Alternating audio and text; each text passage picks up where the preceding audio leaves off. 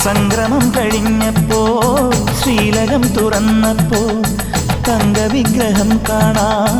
കണ്ണടച്ചു നിൽക്കുമ്പോൾ കാറ്റിലാളും നറുതിരി പോലെ കാന്തമായി എന്നുള്ളം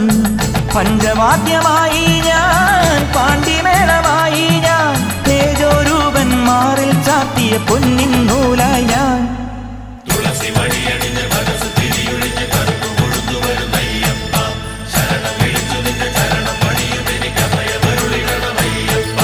പൊന്നു പമ്പയിൽ പ്രണവരൂപനായി വന്നുദിച്ചൊരൻ ഗണപതിയെ ഗംഗാധരസുത ഗണപതിയെ ഗണേശ ഗജമുഖ ഗണപതിയെ പമ്പാ ഗണപതി പാരിനു ഗുണനിധി മംഗളമൂർത്തി